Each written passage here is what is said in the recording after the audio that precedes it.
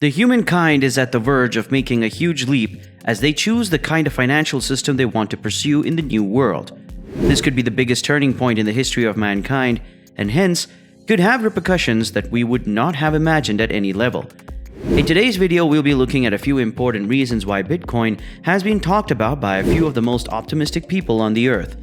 Let's hear it from Mike Maloney about the future he thinks Bitcoin has.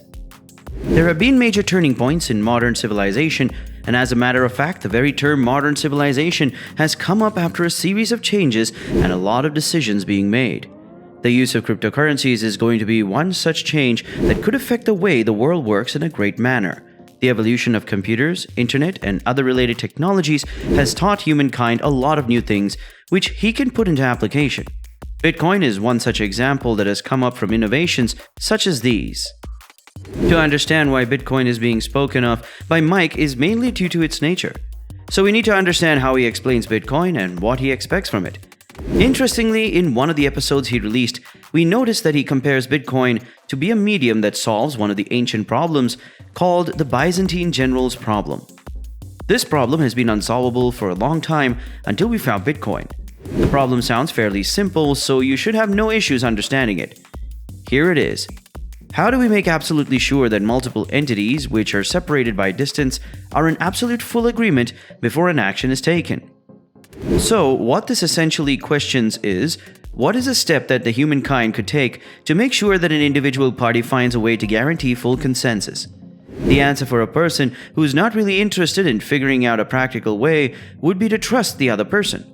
However, when it comes to business, it is important to evolve higher than the concept of trust and bring it a concept guaranteeing.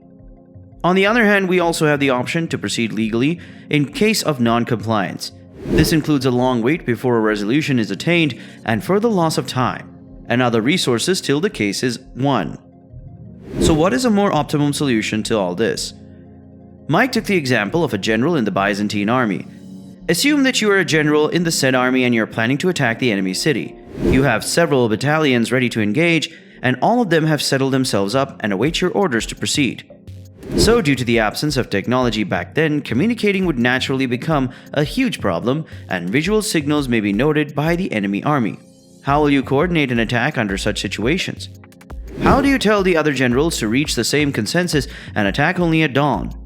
Sending messages is certainly an option, however, one may be captured or killed before he reaches the venue. This means that they will have to wait for the reply that they will have received the message. This will therefore take more time. You could also get a fake reply from the enemy who's preparing for your arrival and taking you out. Also, the messages that the other generals receive must also be proved to be genuine. This was the problem they had in hand. So certainly it is something that has not been achieved with matters like this. And as a matter of fact, this is still the case even though we do not have to get into battles as often as it was back then. This leaves us with nothing else but trust. This is where Bitcoin seems to have excelled. Assuming that the battalions are the computers on a single network and the generals are the copies of the computer program running a ledger that has very complex codes behind it. It will record the transaction in the exact order. All of these ledgers will also be the same for everyone. If a change is made on one, it is proven to be true. All others will be updated. This means that we have a distributed ledger always in consensus. So, being the first full consensus ledger that mankind has ever come across, the concept became popular very soon. So the benefits of this present system has led to Mike stating that Bitcoin is being used extensively by the free markets. They seem to be going over the government-mandated and manipulated currency system to be a more reliable venue when the prices are based on total difference factors and not the ones where the government has absolute control. Fungibility is one of the biggest concerns that the people have. It was noted by Mike through his Twitter account that Bitcoin is not fungible. If you don't understand what fungible means, it just means that it is not interchangeable and cannot be substituted in any manner. So, one of the major steps that needs to be taken to protect Bitcoin is to ensure that its fungible nature is protected. This forms the difference between the fiat currencies and Bitcoin. Bitcoin has its characteristics where it leaves a trace in the blockchain whenever it is transferred to another person. He says that the world will be a far more prosperous place and a far more stable place. One of the greatest things that comes along is the predictability that it brings with it. He says that the world will now be predictable and the actions that we take, therefore, can be measured. Bitcoin's attempt to take the world far away from these systems is what makes it better than the alternatives we have presently. The problem, according to him, is that the fiat currency is something that is being controlled by a single group of people, which is not the case for Bitcoin. All the transactions are being recorded independently and have all been synced together in a manner that a change in one will be reflected in all the others. Bitcoin turns out to be a trust machine. What we need to figure out is the extent to which it acts as a trust machine and the kind of impact it can make in society. So let's take a look at one of the key features that makes Bitcoin secure. They have two keys, or if we were to explain it to you, we can say that you have two account numbers. The first one is the public key and the second one is the private key.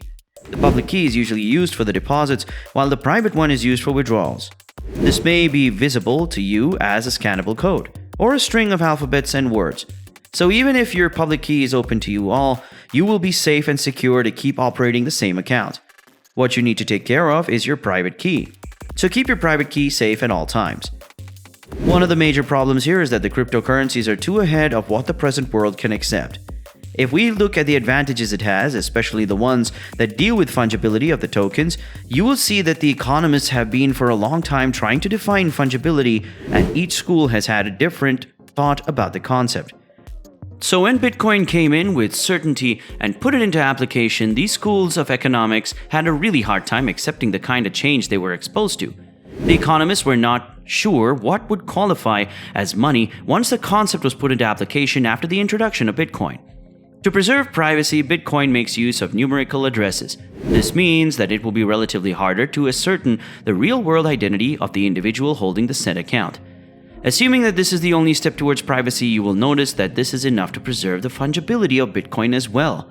The approach that the banks have been using is by limiting the access to people. This seems arbitrary and could be manipulated in any manner. By getting rid of this element, and purpose could be solved, and the chance to make the world a better place was also provided to all the people and not to the government.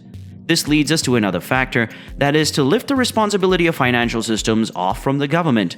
In the present days, however, Bitcoin and other cryptocurrencies seem to be losing this fungibility, meaning thereby that the owners can be traced through the advanced crypto monitoring software. This is how we learn about the person who is making a lot of transactions and who is investing in what. One of the other examples is the allegation being put on Jake Paul recently. People could figure out that a particular account belonged to him and he was receiving funds from it for all the promotions he made. So while we ventured through its positives and negatives, we do have a lot to make no sense out of BTC. Maybe time will heal those cuts and bruises. Maybe we just need to wait and let it take over. Slowly, until digital currency gets implemented on a global level. Its market capitalization surpasses that of any other crypto asset, since Bitcoin is the original cryptocurrency. Monero, on the other hand, has strong privacy features, making it a formidable crypto. Compared to Bitcoin, Monero offers greater privacy, fungibility, transaction fees, and mining algorithms. Monero is beaten by Bitcoin in terms of transaction speed, scalability, network effect, supply, and price. Thus, comparing these two crypto assets makes it difficult to choose a clear winner. Both will likely have an important role to play in the crypto ecosystem for some time to come. If you're looking to get started in one, make sure to buy and move to your own gold or hard wallet. As soon as we get rid of the fungibility issue, Bitcoin is set to fly back again and might take over current fiat money system. Monero will always be a good option. And we'll be here with you on this ride till we see that day. Keep hitting the like button, stay subscribed, and let us know in the comment section about the kind of future you think Bitcoin and Monero has.